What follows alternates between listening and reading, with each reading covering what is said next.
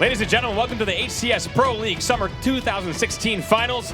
My name is Bravo, and I'm here at the desk with Sims and Elamite. Gentlemen, so happy to have you here for a great weekend of Halo action.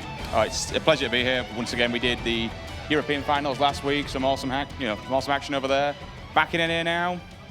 It's good, man. Halo Esports is just fantastic. You get the buzz from it, you get the vibe, and watching these players, we can hear them in the back.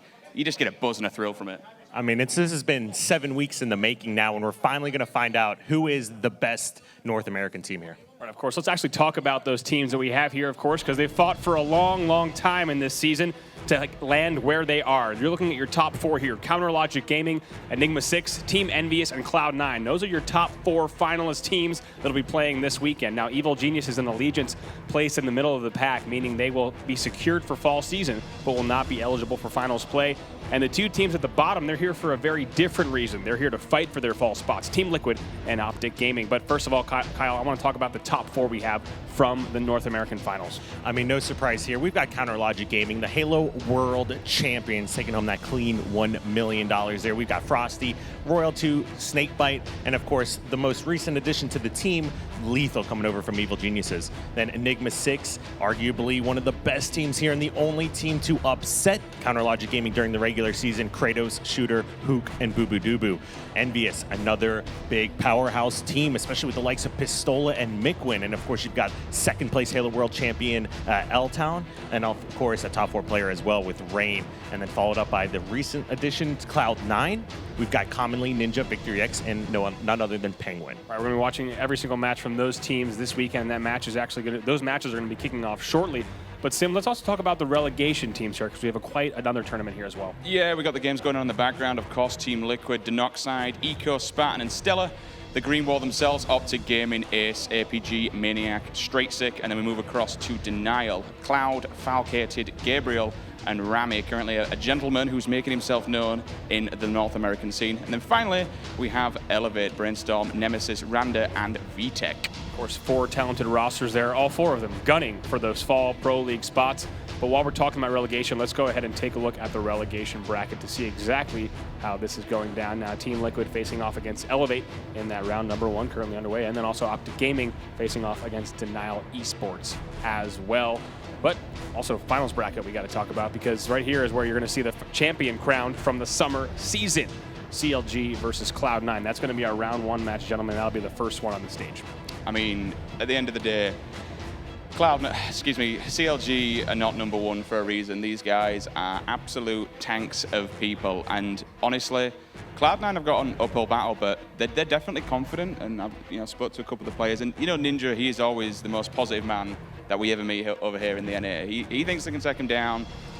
Honestly, it's going to be the Battle of the Blues. We keep getting confused by the logos there being the same color, but it's going to be an interesting one. CLG is not going to be an easy person to take down at the end of the day. CLG is never going to be an easy person to take down. They're just such an incredible lineup. But Cloud9, especially early on in the season, we saw them do some amazing things, especially Ninja himself going on some of the best sprees that I've seen here in Halo 5. Yeah, and it seemed like the Renegades roster, of course, the artists formerly known as Renegades, Cloud9 now, it seemed like they certainly had top 4 secured earlier in the season. And as we found out on the final days, that was not the case. So Cloud9 is coming in as a team that, they have a lot to prove here, right? They came in on those last final matches determining their spot. And their first match, of course, is going to be a tough one as well. But let's go ahead and talk about the first match that we have at hand. CLG versus Cloud9. As a reminder, double elimination bracket here for both tournaments, and best of 7 series for both tournaments as well. And a veto system will be in use, so we'll have the casters walk you through exactly how those vetoes go. But gentlemen, this matchup we were just talking about, of course, you have the powerhouse here, CLG, 13-1 is their record, going up against Cloud9. On your screen now, you see the gentlemen of CLG. And an interesting point as well is Clutch was the one coaching them at the Halo World Championships, and they actually have Royal 1, so Royal 1 or 2's older brother here is going to be coaching them at these summer finals. On CLG, of course, many have tried, but only one team, like we mentioned before, Enigma 6, has been able to take them down. And of course, the team has been together for quite some time, made that roster change right before X Games Aspen, and then fell short to Evil Geniuses and have yet to lose besides that one series. Right, of course, in CLG, Royal 2, Snakebite, Lethal, and Frosty. An absolute deadly roster here. And of course, if you're watching from home, you can expect that they will be a force and looking to take home that first place prize. They've been so dominant throughout the regular season. But on the other side of the stage, it's the gentlemen of Cloud9 here. Of course, that roster being Ninja, Victory X, Commonly, and Penguin. I mean, these guys, a while back when we looked at it, it was the old leftovers roster. I mean, these people were quite on fire. We've had a few different changes there. Victory X, though, is one person that I kind of want to talk about. Oldest person still competing in the HCS. This man has been there. He's done it all. From back in the day when he was 16, he's still playing now. So I've got to give it a lot of credit to Victory, and I'm looking to kind of see what he does here and see if he turns up. Obviously, Ninja, we mentioned it before, and I've kind of got to say this, back at Halo World Championships, I kind of give Ninja a little bit of stick and says, you know, coming into this, I thought my boys from back in the EU and Fuse could take down Renegades at the time, but they didn't. Tournament Ninja turned up, and he turned up in a big, big way, and can he do it again? We'll find out. That is a question, and the game types will be the deciding factor, of course, in this first series. Let's take a look at how the vetoes went down. We're going to be starting things off on Fathom CTF.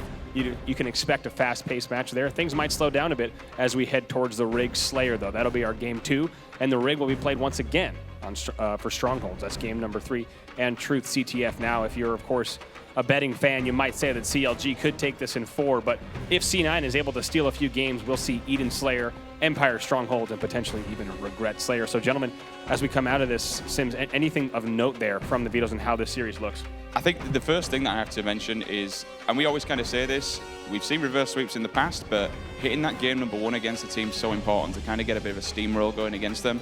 When you look at Flag, this is 88% win rate for Counter Logic Gaming when it comes to Flag against Cloud9's only 55%. That's quite a marginal difference. And specifically the Rig Strongholds, right, for CLG is a problem game type. We know that. Actually, the Rig Strongholds is the one game type that actually throws all of their percentages off and gives them, I believe, even a losing or barely a winning record. Yeah, so they're actually 4-5 on that game type. So they pretty much combine all their other losses, and it's not going to equal that Rig Stronghold. So it's not to say they're not good at that game type, but it's clearly their weakest one. That's right. I mean, I had taken a note there. I mean, we've seen the Rig looks like to be their weakest game type as well. But, you know, to see, Rig Strongholds, I think, with such a low win percentage, is interesting, and it's obviously going to go in Cloud9's favor. Let's take a look at the the map 1 vetoes here. We're going to throw things over to the casters in a moment, but first we'll take a look at this to see exactly how game 1 came about. So CLG bans an early stasis there. You see we have a C9 Coliseum ban, a CLG Truth ban, and so we ended up with Fathom. Any surprises there from what we saw? You know, it's kind of interesting that CLG went ahead and banned that stasis, because that is another game type they are really strong at. But what their kind of head's mindset, what they're trying to do is, this is also Cloud9's undefeated game type. So Cloud9 actually 4-0 on stasis CTF, going up against a 2-0 CLG. So kind of interesting to see whether or not they're trying to ban the opposing team's best game types or ban their weakest, and it looks like they clearly went after Cloud9's best. Yeah, that's exactly it. Of course, Stasis, a newer game type to Halo 5 as well, a newer map to Halo 5, right? So they don't want to really allow any of that unpredictability to kind of come into the series when they are such a dominant team. In a minute, we're going to throw over the casters, but gentlemen, I have to say, any predictions for this series? I mean, we can talk stats and vetoes as much as anyone any single day, but at the end of the day, this is CLG. They're the kings under the mountain at the end of the day, and if you really want to take them down, you're going to have to put the effort and the work in. There's nothing we can say. Every time we do all these stats and stuff, it's like, CLG, man, these are arguably 4 of the best, top 5 players here. I think it's going to be a 4-0. That's just me. I'm going to put it out there. I kind of agree. I think it's going to be a 4. That's what my gut's telling me, but Cloud9, like, they can come out and they can catch fire, and like we've seen it before, if you're Ninja's just hitting all these no-scopes and you're keeping CLG on spawn, it could still go either way. That's certainly it. I think, if I had to look at the stats, for me, the one game type that they could really lose, of course, based on statistics, is that Rig Stronghold. So for me, I'm thinking we might see something like a 4-1 there. But we've heard what the casters here have to say. Make sure you let us know also your thoughts. Tweet us using the hashtag HCS and tagging at HCS and at ESL Halo on Twitter. Give us your prediction for this series and the rest of the action on the way. Gentlemen, Strong Side and T-Squared, over to you. Thanks, Bravo, and welcome to the Xfinity Desk. I'm Strong Side here with T-Squared. We are just as excited as the fans at home and the fans here at the event. Tom, what do you think about this matchup? Well, I got to say, I don't think it's going to be a 4-0. I have to disagree with the analysts over there because I ran into Ninja at the sandwich shop yesterday when we were grabbing lunch, and he had some pretty choice words. I'm not going to say exactly the words that he used, but he's definitely feeling pretty confident, and I got to give the hats off to C9. I definitely think that they won the pick and ban phase. When you go and you look at the last time that these guys played, Rami was subbing for CLG. However, these games were very close, and it's the exact same 2 game types, the very first 2 game types, CTF Fathom and Rig Slayer, and it was 3-2 CLG in the previous Fathom CTF, and then C9 actually took down Rig Slayer, and they were talking about Rig Strongholds as well. So I think that C9 has a good opportunity if they come out hot in these first games. They got to control Railgun, they got to control Camo, and they have to put these guys on spawn. All right, well, let's kick things off with Royal 2. Now we've got Railgun bottom middle, we've got Camo top middle. Royal 2's already in the attic, making a push for that Camo right now, trying to acquire some help from that side spot over by their flag. But look at that, you're going to see a player from Cloud9 just swoop in and get that Camo. That's definitely going to help him out. But Royal 2 already with a clutch kill on Ninja. Yeah, nice job by Penguin picking up that camo. And Royal 2, you know, taking down to no shields here. Picking up that kill was pretty important. However, let's see what Penguin's doing because he does have the camouflage. So let's see what he can do. He just got a kill and took another player to no shields. Commonly gets the kill as well. So the return most likely going to go down. That melee doesn't actually hit. Frosty gets the kill right there. So Lethal being an annoyance at the base and Penguin not able to do much with that camo. Big play from CLG, especially when they didn't have the camo or the railgun, which we see Commonly has here.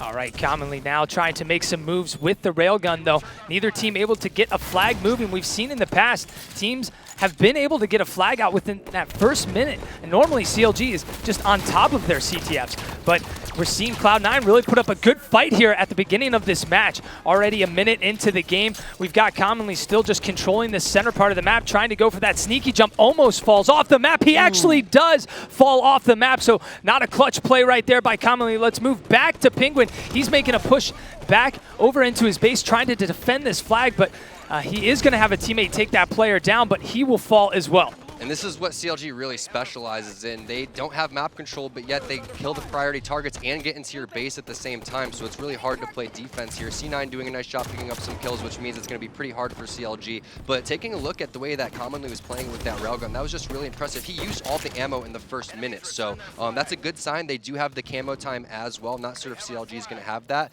but this is a good opportunity as well. I talk about it all the time when all of these power weapons are coming up. Sometimes it's nice to go in there for the objective and try to get a sneaky cap, but Lethal says no.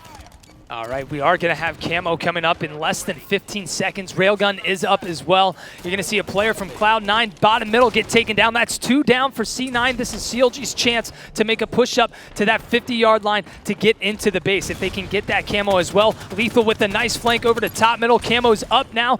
Is he going to be able to pick this up? He's got grenades flying in. Yes, he is going to be able to get this and bring it back to his side of the map. Taking shots and getting hit from everywhere. A clutch kill there from Cloud9 to take down that camo player. That's really going to stop CLG from pushing in to get a flag right now. Yeah, nice job by Ninja flanking over there towards the elbow, going over there for the flag and try to be a nuisance. Actually got the hit marker on the camo guy and then finished off Lethal, but Lethal getting the revenge over there, taking down Ninja with perfect shots across the map. I really like the way that CLG is playing this. This map's all about the top center control. You're going to see a lot of people trying to fly in and get the sneaky caps, but at this caliber of play, it's all about maintaining top center control because once you get that camouflage, you can just easily drop down and contest the railgun and vice versa.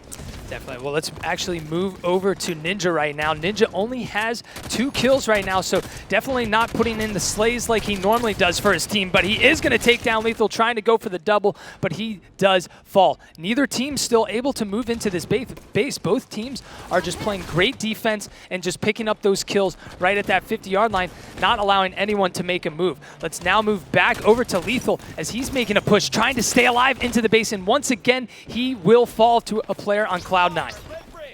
Yeah, and I like the way that these guys are playing it for the side of C9, but the problem is they're just not maintaining control at all, and it's so hard when you're going against a really solid team. And we haven't even seen anything, any flags get pulled out here, which is pretty uncommon for Fathom. Typically, you're seeing a lot of flags getting pulled and running pretty fastly here. We're on board with Frosty, who's crouching and being super sneaky in front of the base. If he can get those kills on Penguin, he has help from Snakebite. So this is a good opportunity for CLG to try to do something. They're playing it pretty slowly here, so I like the way that they're just slaying and communicating. So the numbers are going to be back for Cloud9, so they should be able to stop this one. They're going to have to spread out, grab that railgun, and also try to flank through the elbow at the same time. Let's see what happens. That's 2 down for Cloud9 right now. Lethal's got the flag all the way back to the front of his base. He's got a teammate right here, but C9 is pulling that flag into the treehouse. A perfect execution to get that flag away from CLG's base. Now Lethal is just going to hang back. He needs his teammate Frosty over there by the treehouse, and you'll see this flag player has got it all the way to his vat. 2 down again for C9. Frosty not able to get the return.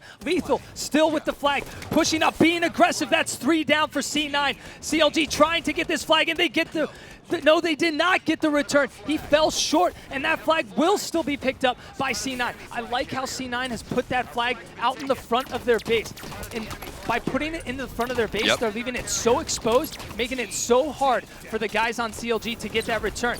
Every attempt of CLG going for that return leaves them so exposed, but look at this. CLG was able to pick up the slays, and Lethal is not able to get that return. It was so close, and you saw a player from C9 go so clutch to pick up that flag. Let's move over to Penguin. That was Penguin making that clutch play. That was huge coming out from Penguin. That was just a sliver away from being returned. But I gotta say, I love the way that CLG was playing that, because they decided that they just want to leave the flag and play aggressive. Sometimes it's nice to just leave the flag back, and they're so used to these situations. They're so well practiced, but you got to give it to Cloud9, going in there and getting that last clutch touch. And now they kind of have map control here. They're flooding over there towards the elbow, but CLG at the same time picking up a couple kills. So Penguin hasn't been spotted yet, just kind of playing defense. And you're right, Mike, in these situations where you start to get collapsed on, it's really nice to just throw the flag out of the window and make it so your team can easily grenade it, and it's a lot harder to return, and that's exactly what we saw. So Penguin pretty much playing this one flawlessly so far. Without a doubt, but C9 is not able to make a successful push. You just see CLG just stopping them right in the center of the mat. And constantly you're seeing on this kill feed just C9 going down and going down, one right after the other. But over on the other side, CLG hasn't really put a big attempt to make a push into the base, but they're able to get Penguin down.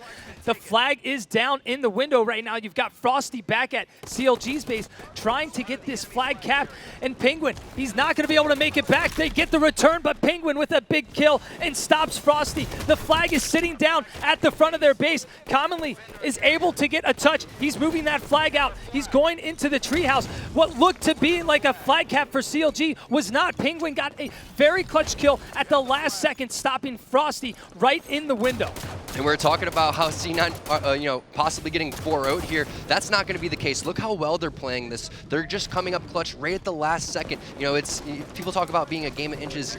Halo's all about a game of milliseconds. That's why you play on such high quality equipment. And you're just seeing that right there. Such clutch moments coming out from C9. And it's got to be frustrating from CLG. You've had map control for the most part, just haven't been able to capitalize on it because you got Commonly just playing this flawlessly. Exactly, and when you talk about that stuff as well, it just comes down to how much teamwork does your team have. A lot of these players, they have very great shots. A lot of them skill-wise are about the same, but it just comes down to who can work better as a team. And we're seeing Cloud9 put up a hell of a fight right now against CLG. Let's stay on board with Commonly. He's waiting for his teammates to push up, but Ninja will go down, so he's got to be cautious. You see him taking it slow right now. He knows he can't go too far up, and he could potentially die and then just create a bad rotation for his team, but that's going to be 2 down for CLG. This is the first time we've seen C9 kind of have that favor with 2 players down from CLG, but once again, they're still not able to make a push up. Both teams still have that flag back at their base, and now, look at this. We're seeing Commonly slowly push up. They're able to get that flag player weak. Commonly trying to finish him off, and yes, he does take down Lethal. That's going to be 1 down for CLG. They're looking to make that push in, but still, Commonly is not able to make a push in. He has no teammate there with him. He's got teammates trying to stay back to protect their own flag as well. This is back and forth. Now 2 down for CLG, but Commonly will fall. Yeah, I gotta say, I'm so impressed with the way that Penguin and Commonly have been able to play this one so far.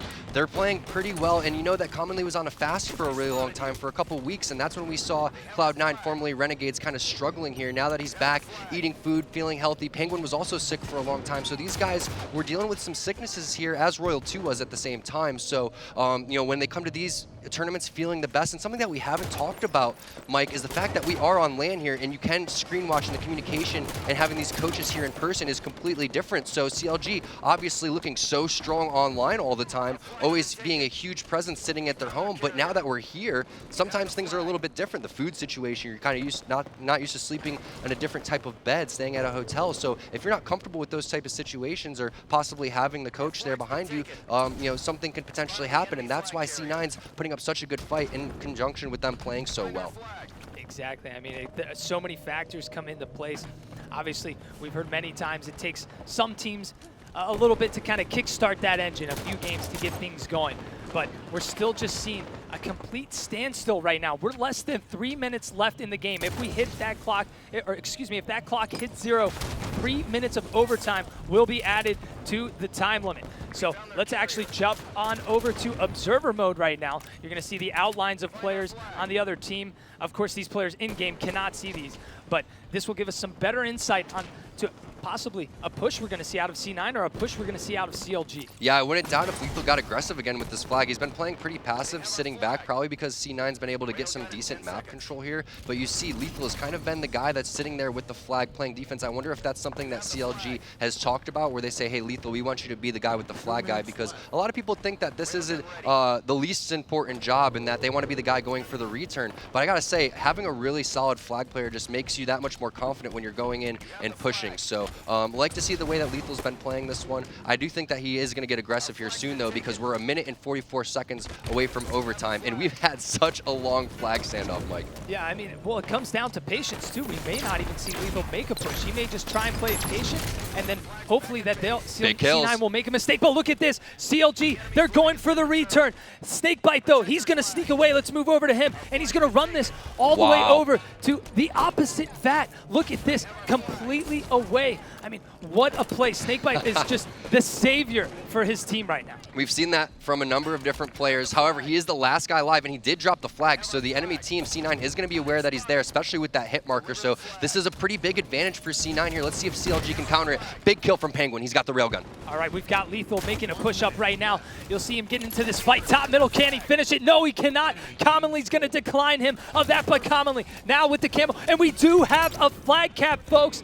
They will go up 1-0 right now. Cloud9 with the lead. They may take this. CLG will have to cap here with about 40 seconds left. This is big. Look how much is left in the top left of your screen, or kind of like about 11 o'clock on your screen. You can see the camo wearing down. All he has to do is set up for defense here and just stay alive. So he does get a huge kill on Frosty. That's going to be 2 dead. All they have to do is set up. They don't need to go for an extra flag cap here. If they wanted to, that's fine. But I would just be setting up, because in about 5 seconds, maybe about 5 seconds from now, it's almost going to be mathematically impossible unless CLG just goes in and runs it. If the flag does get pulled, overtime does end immediately. So this game could potentially be over. It's almost mathematically over for CLG. It looks like Frosty doing whatever he can to get into the base, but that's going to be it. And C9 should be able to walk away with this first game. So no sweep here. C9, impressive, the analysts are wrong right now. 4-0 is not happening at all. What a play there from C9. I mean, you called it. I mean, we had the longest standoff I think we've seen out of these top teams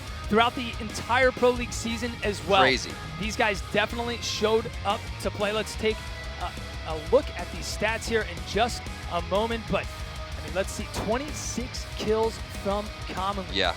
Commonly was looking great, and you can just see these guys' composure, getting a pat on the back there. You can just see they're really calm, really cool, really collected. They know this is going to be a really long series. Winning that first game is, you can't say enough. It's imperative. You have to win that first game. You have to start off strong versus CLG, and you have to, potentially take one of these first 2 games if you want to win this series. We are in a best-of-7 here, so typically seeing, a lot of best-of-5 going on in the actual, HCS Pro League, but this is now the final, so we bring it up to a best-of-7 here. And you can see the highlights. Commonly perfect shots, challenging no shields, just getting super intense, calling out when he needs to, but you didn't really see much communication coming up from him. He was just focused for a majority of the time. And one of the things that we saw the most that I haven't seen much besides those standoffs are just sneaky plays coming in, like from Penguin, going around the elbow, getting that pull. So everybody, from C9 really clutching it up. Victory X, of course, always one of the most underrated players, and we didn't even get a chance to talk about him, but they're not playing 3 versus 4. he had to be doing something serious. And like I said, last time these guys met, Rami was subbing. However, C9 did walk away with the Rig Slayer, and CLG a little bit weaker when it comes to the Rig. Well, it's interesting, too, when we talk about Fathom CTF, they played that in both their matchups throughout the Pro League season, and CLG won both times. So this is Renegade's first time, excuse me, not Renegades, Cloud9, formerly known as Renegades. This is their first time beating CLG at that game type. So, I mean, we all know Ninja, he comes to play, he shows up. We've seen him go off with the sniper on the rig. I mean, we could potentially see him do this same exact thing. Yep. Now, CLG, though, in the past, we've seen them kind of play a bit different. They kind of started off that whole strategy of bringing the sniper outside instead of just holding the inner part of the map. We've seen so many times throughout the beginning of the season, everyone just kind of locks down that inside. But CLG, Royal 2, brings the sniper out to the carbine. Yeah. They just cut off all the angles, and it's almost impossible for a player on the other team to push out because there's only a few routes, and if Royal 2's looking at it, he's going to rip your face off. They're just so aggressive. Other teams aren't expecting it, and they have such, such well-rounded players that can really do anything. They can just collapse on the spawns really well. And there you go, taking a look over at Royal 2. So Royal 2 definitely going to have to step it up here individually. He's very capable of dropping 20, 25 kills. We've even seen, him go completely huge. But, can't say enough about how C9 played it. And I got to say, I think that Ninja is probably one of the strongest rig players that we have in all of Halo 5. We saw, how amazing he was when he was going on that amazing spree in previous weeks. But I'm looking out for Royal 2 and for Ninja to really step it up. But I got to say, Commonly and Penguin really shined in that previous game. Everybody's going to have to step it up here, bring their A game if they do want to take down CLG. Winning that first game will definitely help them. Yeah, I got a chance to talk to Royal 2 before this event. I asked him what the best advice he's ever been given. He had 2 words for me. Don't miss. Yeah. Whoever gave him that advice, definitely some wise words from a player to don't miss. I mean, it's just as easy as that. Yeah. We see him not miss with the sniper so many times. I think if he is going to be able to acquire that sniper rifle, it's going to make it very hard for Cloud9 to make any type of push, whether that's inside or outside. That's really what it comes down to, is being able to make that push and break a setup. You have to be able to get your team together. You can't just try to sneak one guy by. Sometimes you may get away with that. It has to be one big wave of a push. It can't be one right after the other, getting picked off here, getting picked off there.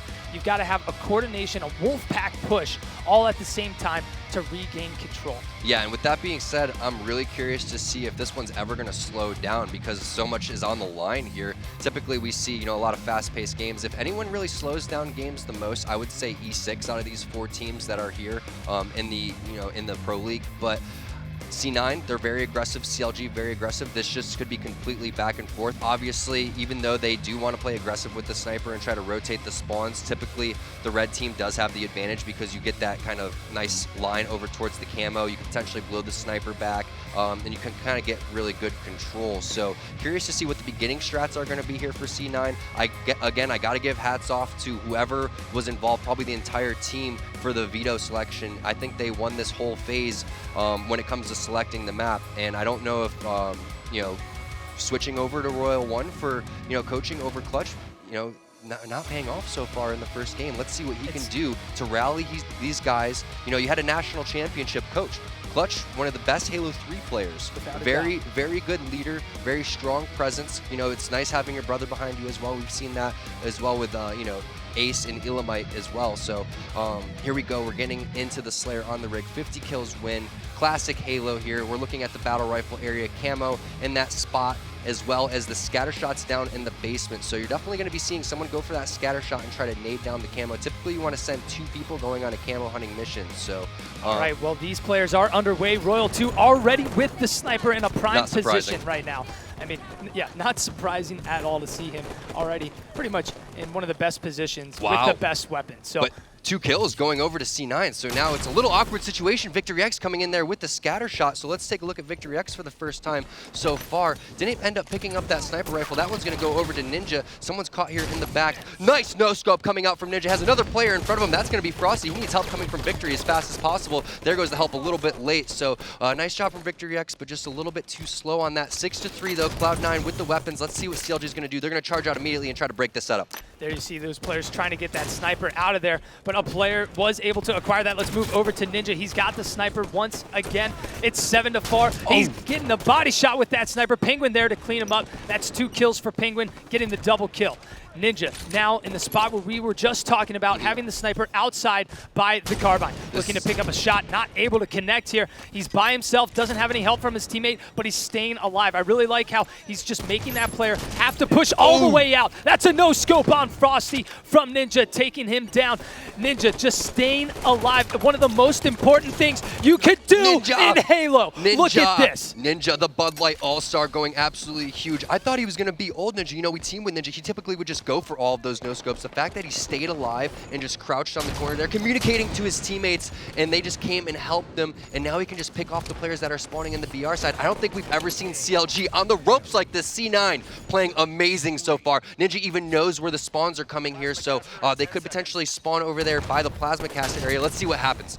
All right, well, yes, Ninja, this looks very familiar. We saw this in the early weeks against Allegiance when they were able to stake Allegiance, and Ninja just had so many sniper kills right now. Let's move on over to Observer mode to see where these players are at. He knows they're hiding somewhere in the hallway. He spots a player top tower. He's got teammates all over here, back by bunker, by BR base, but CLG's just slowly creeping over, trying to take over this position. 17-8 right now. We're not seeing too much happen right there. Let's move over to Victory X and see what he's going to be doing. Staying alive here down in the BR pit, 19-9. These guys just need to keep some control, get that next camo, get the sniper, and just keep this lead. Yeah, and Frosty actually burned the camo. That was CLG's chance to come back. Nice shots coming up from Victory X. Doesn't challenge that. Probably could have when he had the upper hand there. So those are the type of kills that you need to collapse on, because meanwhile you got Royal 2 getting a double kill with the plasma caster. So you know, Victory X thought he had help coming from his teammates, but he had such good shots. I would like to see him get a little bit aggressive in challenging that situation, especially when you have these guys on the ropes. Those are the type of individual plays that would really get into the under the skin of CLG. So now we're starting to see CLG come back to form. Snakebite picking up a huge triple kill. So now the map resets in the side, in the favor of CLG. Now C9 has to slow this down, has to have a retake strategy, but Frosty and CLG adding so much pressure, it's hard to do that. Yeah, he's got the sniper rifle and scatter shot now, back by the bunker, trying to spot a player's face to rip it off. He's got his entire team just being a wall, trying to have the other team break through, but Cloud9 not able to break through right now. Let's move over to Observer mode. Let's see where these players are hiding right now. CLG has brought this back, only down by 4 right now.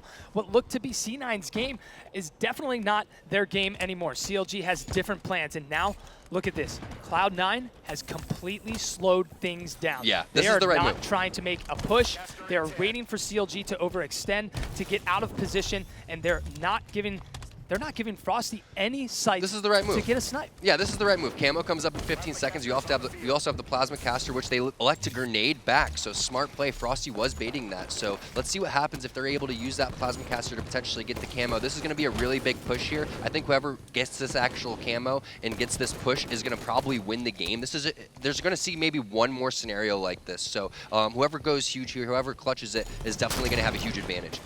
Big snipe from Frosty right now, looking to go for that double, not going to connect, jumps out a little bit too frisky right there, and Ninja's going to take him down. That sniper will fall. Let's move over to Commonly. Commonly looking to make a push, trying to help his teammates, but just sees X's all over his screen. 2 teammates fall, 23-19. Gets a nice grenade on a player from CLG, not able to finish, and not able to finish the kill on Lethal. Lethal with a big kill on Commonly. We're now at 24-21. C9's lead is gone. We've got Frosty back with the sniper again, and a decent amount of ammo, just trying to stay alive, but I believe that sniper may have fallen off the map. I'm not sure where that went, but let's move over to Penguin, as pretty much everyone on the map has just died. That was a really good opportunity for CLG to walk away with it, but C9 just so resilient with the comeback and just making sure that they're not falling too far, you know, not letting CLG come back so the lead stays there. Victory X and Commonly picking up some big kills, and this is where the pressure is going to, you know, come in. Penguin with a nice flank. This is exactly where you want to be if you're Penguin. You control so much of the map by holding white corner, and now Ninja adding pressure. This is typically what we see CLG do to other teams. Oh! Ninja with the sick double kill. That was absolutely insane. He's not even phased. He just says rush. You can read his lips, and there goes the charge charge. Snakebite with a nice flank, though. Looks like he was just crouching. So Snakebite doing a nice job of just coming around, getting a triple kill, actually. So if Snakebite wasn't able to do that, we could easily see C9 walk away with this one and just continue this rush. But Ninja, how impressive was that sniping? He doesn't ever miss clutch with that thing. That is so clutch. That's the Ninja we wanted to see. That is what we're going to hopefully see more of. But look at this. We've got Snakebite making a push. Is he going to be able to pick up this kill? Yes, he will take down Ninja. We've got Camo spawning in 15 seconds right now. This is going to be a big Camo. You said this, Tom. 36 to 30. If C9 gets this, they could start pulling away. But if CounterLogic Gaming gets this, they could easily bring themselves back and take the lead with Sniper and Camo. You've got Snakebite with a good amount of ammo, but over on the other side, you've got C9 patiently waiting, guarding that Camo with the Plasma Caster. Let's take a look around. Let's see if a player was able to get that. I believe Commonly was able to sneak away. No, Commonly was not able to get that Camo, and he will fall. You're going to see Frosty go for that Camo, but Frosty falls. So now, back over to Snakebite. Just look at the rotation from Snakebite. He moved all the way around because he knew if he was going to stay in that position, he would easily get picked off. And making that rotation just keeps everyone on Cloud9 just trailing him, just chasing him, and baiting them in. And now we're seeing CLG only down by 3. Snakebite staying alive. He's got Sniper. He's got Scatter. No reason to push. Let your teammates make that push, and that's exactly what he's doing, trying to pick a player off. Just take it slow. C9's not going to give you an opportunity to get a free snipe. Yeah, even though you have the weapons here, I'd rather be in C9's position. However, as I say that, CLG picking up 2 clutch kills. They did trade map position here, so I would just slow play this if I was C9. There's no reason to push. They only have 2 shots left in the sniper. I don't think C9 knows how many bullets Snakebite actually has, but you can see them just constantly slowing it down, crouching around the corner. I thought the previous Camo was going to be the last Camo in the game. I'd be shocked if this wasn't. And again, I think that C9 has superior positioning. However, Snakebite has the weapons. Commonly crouching right next to the sniper. He's trying to make a push up over by the barrels right now, but Snakebite's out of ammo with the sniper. He's got the Scatter making a push. Can he get Ninja? He gets him down to 1. Frosty finishes him, going for the long range double here with the Scatter. Not going to be able to connect, and he will go down. Let's move over to Lethal. He's making his way, rotating around the map, down by 4, gets into a 1v1 battle. He's got to run. He's trying to stay alive. Commonly chasing him down, but CLG right behind Lethal to help him out. Royal 2 falls 40 to 44 right now. There is a Camo about to pop here in about 15 seconds, and this one will be the deciding factor, but Commonly with the double kill. Yeah, and VictoryX doing a nice job distracting, and the thing is, Camo's coming up really soon, so nice triple kill coming out from Commonly. That should be pretty much able to lock it down. I'd be shocked if they weren't able to get this Camo and finish this game off. C9 potentially going up 2-0 against CLG. I guarantee not one person had predicted this. Again, I can't talk about how they were able to, win the pick and ban phase here. Oh, Ninja falling off the map. That's actually pretty big. There's 49 to 43. Only 1 more kill here. 7 more for CLG. So let's see if CLG slow plays this one. They do have superior positioning. Well, they do have Ninja. potential. Ninja got to spawn behind the players on CLG, and C9 Ninja takes game number 2 against CLG. Strategically jumping off the map so he can get the spawn. No, just kidding. He didn't strategically jump off the map. But that nice spawn there was just a testament to how well he played that game. Sometimes when you're doing so well, things are just going in your favor, and you just get that lucky spawn. And I gotta say, those no-scopes, extremely entertaining. I hope that you guys were enjoying that from home. Let us know in the chat who you guys want to win. Also, be sure to hit us up on social media at ESL Halo. Use the hashtag HCS. And taking a look at the stats, 15 and 13. It seemed like Ninja had way more than that. Look at the assists from C9. All of them just putting up some big numbers in the assist column. Definitely a lot more teamwork coming out of C9. This is very uncharacteristic of the guys over on CLG. I talked to a decent amount of fans here at the event, and not one person thought that C9 was going to win this event. Actually, I take that back. There was one good fan out there. He was a C9 fan. He was rooting for his C9 team. But every person I talked to thought CLG was going to take this. And what a snipe from Ninja. This is his spot. That's the Ninja spot here on the rig. That's the new spot. Yeah, the play there plus him staying alive over by the carbine spawn pretty much determined the outcome of that game. There's so many other plays, obviously. VictoryX, I can't say enough about him, how impressive his stat line was with such little death, so many assists. And we even see him, getting pumped up here, going up 2-0 against CLG. CLG, like we were talking about, hasn't lost since X Games, and commonly was on that EG, team during, taking a lot of criticism here. Now coming out, showing that he can play the objective work. Now we're going to rig strongholds, potentially one of it actually is CLG's weakest game type. We just saw C9 walk away with that. I wouldn't be so shocked, Mike, if C9 was able to go up 3-0 here. I can see them doing it though. I mean, there's countless times. I mean, Optic, early in the weeks of Pro League, they defeated CLG on the rigged strongholds. We saw them time and time again struggle with that game type. And even on online scrims, we saw them struggle a little bit, and they just kept playing it over and over. Right. And definitely great on their part to play it more, to try and get better at that game type. But obviously, right now with CLG, they're definitely putting themselves in a bad position right now. But you know what? There on your screen, you'll see visithalo.gg. Use the code MIDSHIP23, a little throwback there to Halo 2, and you'll get a free gold rec pack. So any player can do that, and that will be coming up throughout the event as well. Do we have an extra Xbox so I can go and do that or anything like that? Do we have any laptops for me? No, we don't? Okay. I'd say call the girlfriend, call someone back at your place. But actually, no, your girlfriend's here watching, so no one's able to get you that rec pack. And you just look at the body language from these guys. You can see, after CLG lost that, they were originally, not worried about losing the first game. They're just like, whatever, first game, we're still kind of warming up here. But now that they lost this, look at the determination on their face. They're getting super focused. They're kind of leaning in a little bit more, going on towards the edge of their seats. Meanwhile, you saw C9 talking a lot, getting really hyped up. I'm curious to see if C9's going to need to kind of bring it down a little bit, or if they're just going to continue to ride this hype and momentum and just call out, get really loud. Again, because we are here in person, you can just, go super ham and just be super proud of it, even stand up, look at the other team, intimidate them a little bit. You see Penguin over there, all smiles. So, I gotta say, C9, if they continue to play like this, I wouldn't doubt if they were able to take this tournament. However, this is a best of 7.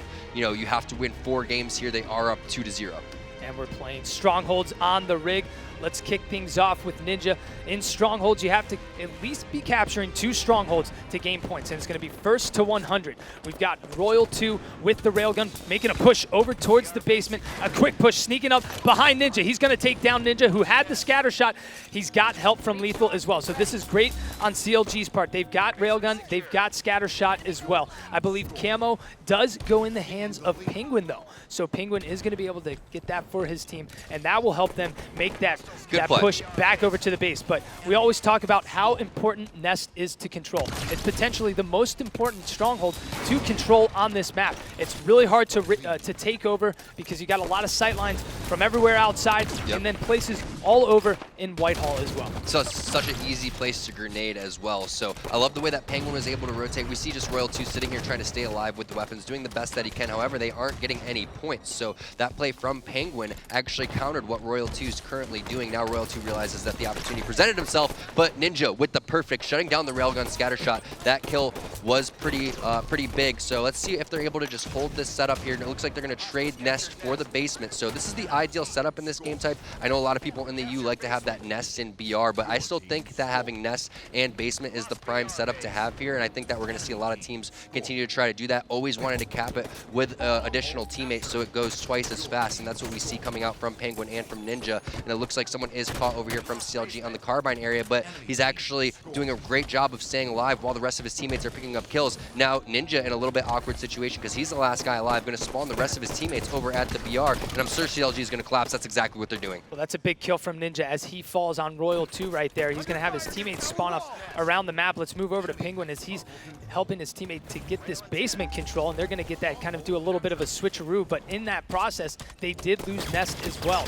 So CLG doing a great job on making that push over into the BR base, just slowly taking down one player after the other, and look at this. That's 3 down for C9. Ninja, the last player alive over on Cloud9, and CLG really putting C9 to the test right now. Let's move over to Royal 2, and actually, let's stay on board with Frosty. He's got the railgun, but Royal 2 does have camo. So this is looking pretty good right now for CLG. Royal 2 on the flank, helping out Frosty. You'll see him take over the BR base right there and get that reset. 2 dead again for C9. So CLG Normally, they're known for constantly getting that first kill. When there's 8 players on the map, 4v4, CLG is known to get that first kill, already giving them a little bit of an advantage. So we're seeing that CLG kind of come back right now, get that first kill, and then they're able to get a second and a third. And there you'll see 2 down for C9 again. They're picking up a third. That's 3 down for C9 once again. C9 just not able to pick up a single kill at this point. Don't even try and go for a stronghold. You just got to slay the guys on CLG. Yeah, you got to stop the triple cap, try to get the BR, but this is what CLG specializes in. This is the first time we've kind of seen them going into their full form here. So nice double kill coming out from Frosty, but this is what we're so used to seeing from these guys. Once they get the triple cap, they really specialize in just constantly adding aggression. You never want to find yourself in that type of situation. So nice job by VictoryX getting that kill with the SMG. But if I'm C9, what I need to do is try to get the camouflage here and just try to get back to your setup, because the beginning of the game was looking so well. However, once once CLG gets rolling, it's so hard for C9 to stop them. So you can't afford to trade kills here. You have to definitely maintain complete map control, get the camouflage, get the railgun. Otherwise, it's going to be pretty ugly. So Lethal over here capturing BR base as well as having the basement. Completely fine having the scatter shot as well. BR is not that bad to have when the camouflage is actually coming up. So he's going to go over here towards the basement, but not able to get there in time. So nice job from C9, even though they didn't have map control at the time, coming back and getting 3 kills right when the camouflage is coming up. So this is their time to shine. Yeah, CLG did pull away. We're at 67-22. They do have the trip cap now, and you're going to see Camo coming up here in just a second. It actually did just pop, I believe. Commonly just missed it a second ago. Yes, he did miss it, but you're going to see VictoryX able to acquire that camo right now. Now, interesting stat right now, CLG has 6 power weapon kills, so definitely doing a great job at controlling those power weapons. On the other side, Cloud9 doesn't have a single power weapon kill. Yeah, and not the body language that you want to see coming out from Victory, getting the kill, the classic, sitting back and being like, what just happened? How did I die? He needed to stay alive with that camouflage and actually try to be some sort of a nuisance, because this one's getting a little bit out of hand. Penguin doing whatever he can, but I feel if Victory would have stayed alive with that a little bit longer, this game would be a little bit closer. So put in a little bit awkward situation here. Now they have to capture Nest together. Let's see if Penguin has any help from one of his teammates. Looks like he's going to solo cap this with the railgun. CLG is going to be all over this one, so Ninja's coming over there and flying towards the overpass, trying to help. Penguin getting in that little sneaky spot so he doesn't grenade. It has to immediately rotate over there and control Whitehall, but he actually rotates over towards the BR base and is probably going to give up basement. So interesting play coming out from Penguin. I probably would have tried to contest that basement. Looks like Ninja and Commonly probably going to do the same. So curious if that's part of their strategy to potentially hold this BR and Nest setup, but I don't know if I necessarily agree with that. They may have just wanted to give up that basement. Looks like they did. That's 3 down for CLG, though. Cloud9 looking to bring this back, about to get this trip cap. They know they're going to spawn inside by the bunker. You've got VictoryX there. Ninja does fall, so that's a big kill from CLG. But look at that. Penguin, he didn't look over by the carbine. Those players left that spawn open for CLG, so CLG got a split spawn, not only inside, but outside as well. And they definitely surprised Penguin. Penguin definitely potentially should have been looking over there, but there's so much chaos ensuing, it's hard to constantly be on top of absolutely everything. Railgun about to spawn, though, and we will have camo coming up here in about 10 seconds as well. So this will be big for either team if they can get control of this. Yeah, Snakebite trying to contest this camo and the railgun. Like you said, whoever gets control of this will have a huge advantage. However, CLG able to capture this nest and have that basement. So I think that C9's only going to have probably one good push here. They're going to have to use that camouflage. Penguin getting that first pick is a great start. Looks like Penguin ends up picking up a double kill too, so that should be able to open up the rest of the map for his teammates. Let's see if they decide to go for the camo or they start to desperate for towards basement. So let's see, looks like they elect to go for basement, and that camouflage is coming up. It actually has been picked up, so let's see who's able to get that one. That's going to be Ninja. So Ninja going over there, contesting the BR, getting the reset. Now a triple cap coming out from C9. This is their opportunity. Let's see what Ninja can do. Also getting another kill. Sees another player. That's behind him, Royal 2. Royal 2 taking down to no shields and killed as well. That's a nice double kill coming out from Ninja. So now let's see where the spawns are. Most likely going to be over there towards the barrels area or towards carbine. So they are going to collapse. Now camo scatter shot coming out from Ninja 2. So this is going to be really hard now for CLG too. They spawned inside because every player from C9 left. They started to spawn inside by the bunker. You've got Royal 2 at top tower. They still have not been able to capture a stronghold. C9 closing in right now, 85-90, trying to rush back to stop this basement. Are they able to do so? No, they're not. Ninja's going to pick up the kill on Frosty. We're at 88-90 right now, 89-90. C9 brought this back. You've got CLG fighting to get this last stronghold over here, and they are able to do so. You've got Snakebite jumping off the map, though. That's not a good play for CLG. That's going to be 2 down for CLG, 2 down for C9. It all comes down to this. They've got to go clutch. If C9 wins this, they are going to go up 3-0, and a huge kill from Snakebite. You're going to have Penguin right there to take him down. It's 97, 98 now. This looks like it could be it, but no. You've got Cloud9 capturing the stronghold. Counter Logic Gaming swaps the stronghold with them, and there you have it. CLG takes their first game, still down 2-1 in the series. Commonly only 4 kills for that game. I know we're going to take a look at the stats in a little bit, but that's not what you want to see. I'm sure he had plenty of assists. However, I go back and I look at what happened at the end of that game. Ninja ends up getting that double kill, but yeah, someone from CLG, I believe it was Frosty, snuck behind him in the basement and captured basement behind them, and they weren't able to get that right at the very end. So taking a look at the stats, you can see, yeah, commonly with the 4, 11, and 16, decent amount of assists, but he has to step up the slaying for sure. 191, and your player went 4 and 16, not expecting that to happen again. So that's something that you can look at, and if you're commonly and just say, hey guys, my bad, I'm gonna step it up here, but no one else can afford to have games like that moving forward if you're gonna take down the best team currently in the North America scene. Yeah, I mean, it's game time. This is tournament time. You have to be calm. You have to be collective. If you start to slip up, yeah, you just got to let it go. Leave that game behind. Don't even talk about any strategy from that game. It's, you know what, we lost. It doesn't matter. Talk strategy about this next game type. Here we're taking a look at the replays, though. We did see Cloud9 go down by quite a bit there. This was it for them. They had the triple cap going. They had the camouflage. Ninja going over here and challenging and picking up that double, but that was the fight that he needed to win. Snakebite going clutch with just the pistol, going against the battle rifle. Advantage was over towards the Ninja when it comes to the weapons, but Snakebite knew exactly where he was. C9 lost a pretty big opportunity there because now CLG is starting to feel it a little bit. Momentum kind of going back to their side, but like you're saying, Mike, time to drop that game, time to move on to Truth CTF here, and we got a series on our hands. Yes, we do.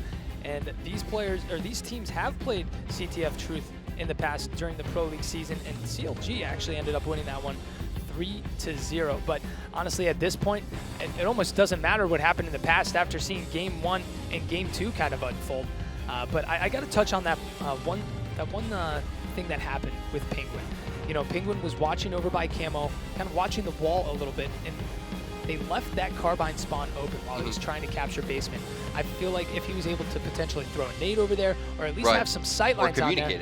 Yeah, or communicate that as well. I think he potentially could have gotten that basement control. Instead, 2 players from CLG got the split spawn out there, and they were able to take him down there. Yeah, no doubt in my mind, if C9 wins that game, they end up walking away with this series, whether that would have been a 4-0 or 4-1 or something like that. I definitely feel like that was, almost the biggest moment so far for this team. So let's see if they're able to bounce back after that. Like you said, just forgetting about it, making sure they don't go on tilt, make sure they don't go and placing the blame on anyone.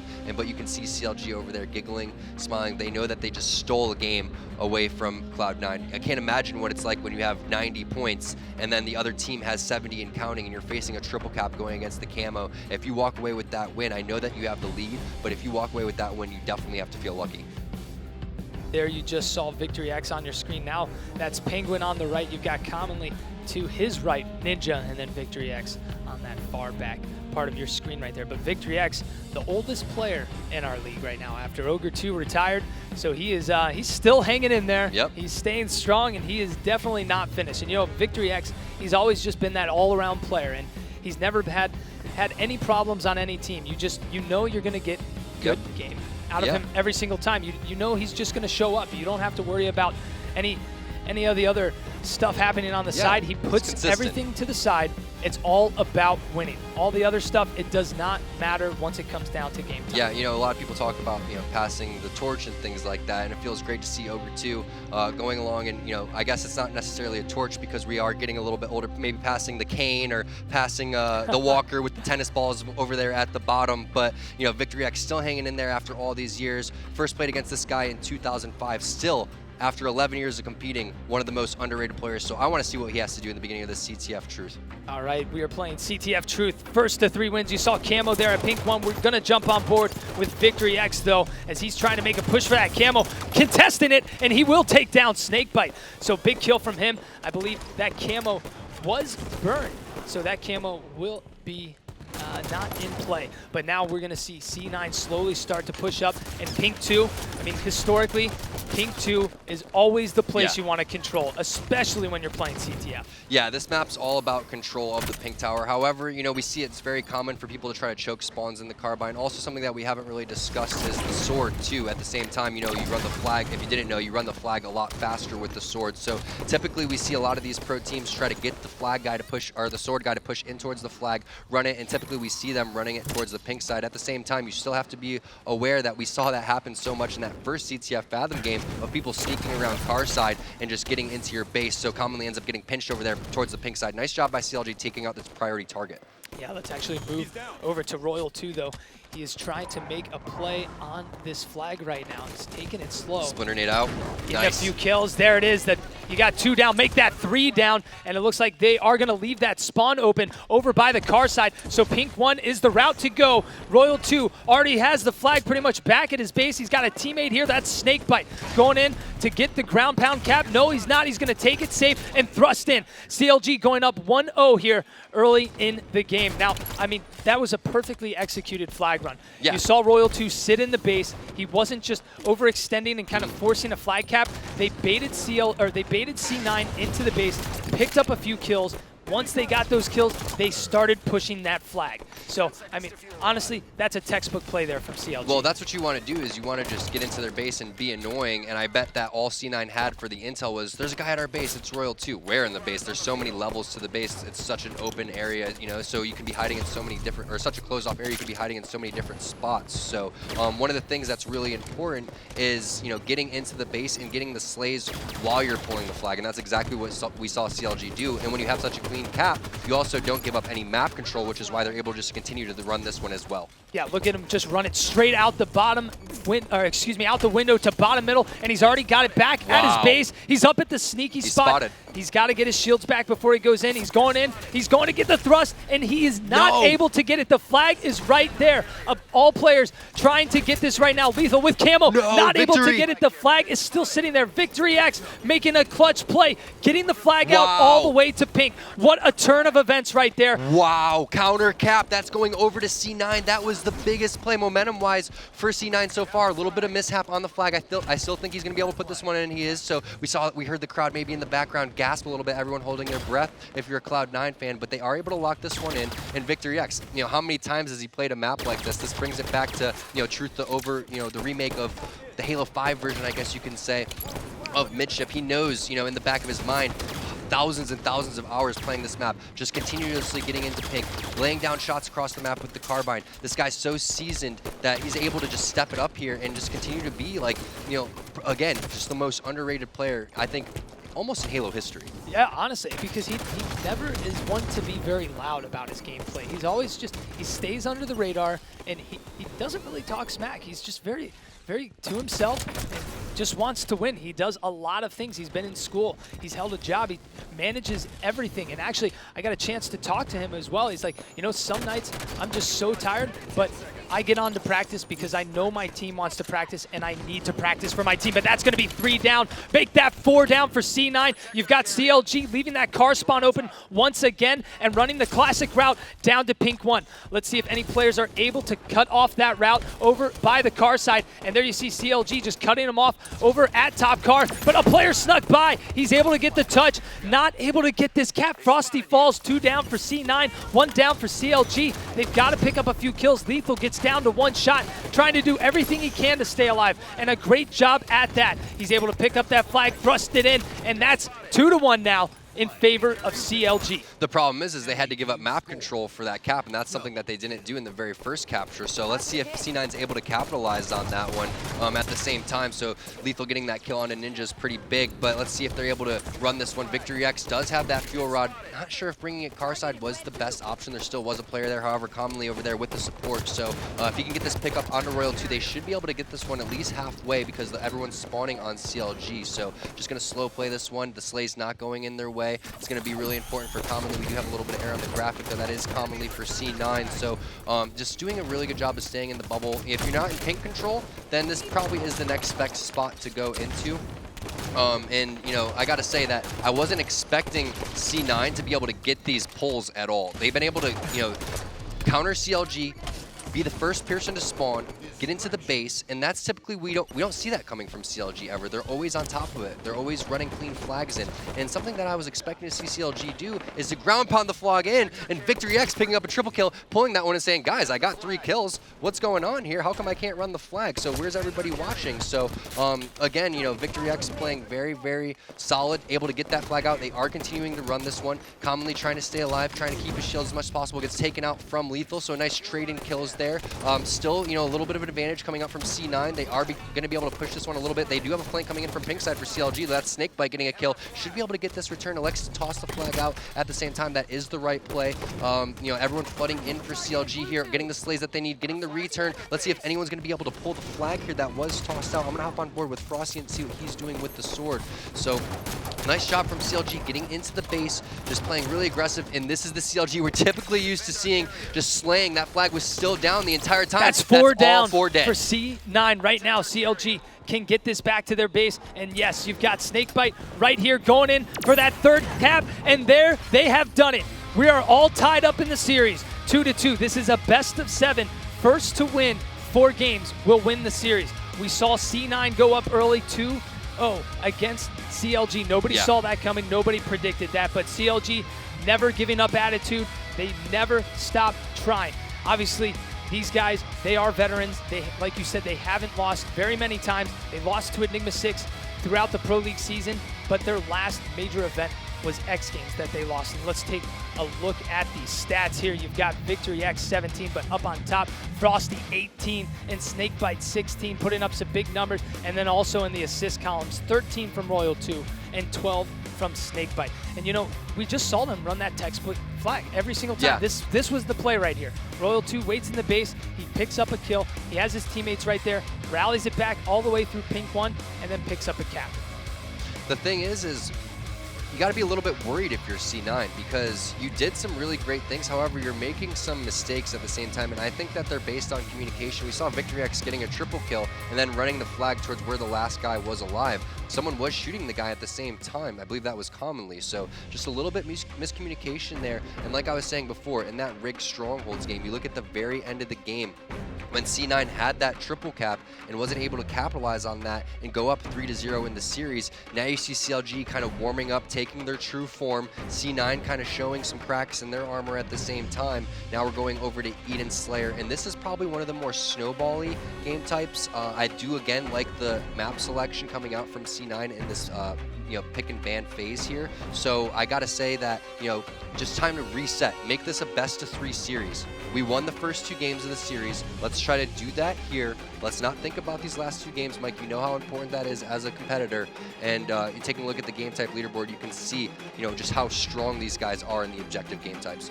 Yeah, without a doubt. And actually taking a look at some of those older stats from that last match, CLG had 4 camo pickups. C9 didn't have a single one. On top of that, CLG had 5 power weapon kills. C9 only had 2. So CLG, I mean, obviously giving themselves the advantage, getting that camo, getting the fuel rod, and doing damage with it, or the sword as well. I mean, all these little things are just going to give your team that much, little bit more of an advantage, and you honestly want to have that. And CLG's known for always getting power weapons, known for getting power-ups, and especially when you've got Royal 2 with a sniper, I mean, it's deadly. You don't want to be on the other team when CLG has every single power weapon on the map. Their map positioning is so good, and that's what allows them to go in there and get control of these power weapons, because the fact that they're getting the kills at the correct time. So, you know, if you're C9 and if you knew those stats, I guess you could be okay with that, because the fact that these games have been so close. I remember when you were talking about in the rigged strongholds game, how many, you know, kills CLG had with the power weapons compared to C9, and we almost saw C9 walk away with that one. So again, you know, if you're C9, just focus on, you know, having a really good opening strategy. Obviously can't go down to CLG after losing the last 2 games, can't give them any more momentum than they already have. Coming out strong, maybe getting some more water. Seems like Ninja thinks that that's going to be the answer there. Maybe it is, you know, staying hydrated, very important there when you're calling out so much. You lose your voice sometimes. You're calling out so much and so loud that you lose your voice. But when we talk about call outs as well, on top of that, you listen to CLG, they're very calm and collected. Over on the other side, sometimes you hear it's just wild, crazy call-outs from C9, but, you know, it may sound very wild and crazy to us, but to the players, that's just like, that's harmony. You're just listening to everything and picking up everything as it goes. All right, so really curious to see what the beginning strategies are going to be here. I think that the blue side does have a little bit of an advantage when it comes to obviously getting the sniper. Teams are going to be controlling and trying to battle for that blue side of the map. And here goes Lethal coming outside with that light rifle, laying down shots. 3 players went outside for C9, so that was a nice move from CLG. They were able to pick up 3 kills. However, Victory X trying to bring it back for C9. Getting that SMG kill onto Frosty will be pretty big because you don't want to go down 4-1 and try to give control over to CLG. All right, well, let's actually hop to a listen-in with Counter Logic Gaming and hear how they are calling out. So let's jump on board with them. Can we go blue? Catwalk. Yeah, maybe. Yeah, go blue, go blue. Look in top cat. I don't see him. Catwalk, one shot. Nice. Keep this setup. Could still be Right. Yes, there could be one corners. Could be one corners. You heard death, Brad. Might have shot. Catwalk, you went blue alley. TJ, push him. I got him. No, there, TJ, blue security. They're gonna be tower. They're gonna be tower. Matt, you might want to leave. Watch your back. Got him. Nice. I'm looking top cat. Dude, absolute outside. Yeah, shotgun. Yeah, shotgun. Rockets went down turbine. Rockets went down turbine. There's 2 there. Stay there. Stay there. Yeah, Keep looking. Keep Two looking. there. One on rocket. One on rocket. 2 red fans still. They're gonna have rockets. One turbine. How many? Yo, I'm staying. There's one out here on me. I'm gonna die. We turn tower. Go tower. There's Alright, go tower, guys. Go tower. Run. They have rockets and shotguns. They have rockets and shotguns. Yeah, we just sneak. Yep. TJ, come to me. You guys come. I'm here with sniper, bro. Everyone go tower. Rotate. Oh, I'm gonna watch blue. I'm staying blue. I'm staying blue. Even though They rotated blue. I'm here. TJ, you gotta help Brad, okay? I'm staying here. In red, victory. Brad, stay alive. Yeah, nice, Brad. Come to red. Come to me. Come. Alright, I'm coming. I'm coming. We're red. There's a guy in red. There's a guy In red? I'm back. I had snipe. I'm staying alive. Matt, keep That trying. guy's shoddy. Careful. And you're plat. You're plat. I'm going back to blue, guys, with snipe. I'm going back to blue Guy snipe. right under you, TJ. Right under you. Yeah. And outside red. He's rushing shoddy. Be careful. Nice. Red nest, red nest, a shotgun. Red nest, ninja. Weak. And red alley. New rockets are coming out. Still there. Still red plat. I got rockets. Guy's dead. Nice play, Matthew. Red alley with shotty. Red alley with shotty. You know where he's going? Yeah, red security. Going red security with Shotty. He's going east front red. He's shooting from front red. Got him. New rockets, guys. Nice, Matthew. Help me. I need help. Yeah, I'm staying blue. On OR. Rockets up. Get your Guys, someone grab him. Someone grab him. We have 2 sets of rockets. Pit. They're down. You guys are coming from there. Just grab them, man. They're not behind you. Any help? Be red fan, maybe. I'm trying to help you, man. I'm trying to help you. Mid-ridge. I'm watching. Yeah, outside. I'm right. Nice, BJ. Tower, 1 shot victory. Dude, mid-ridge. I'm gonna watch your mid-range. Stay alive. Nice shot, man.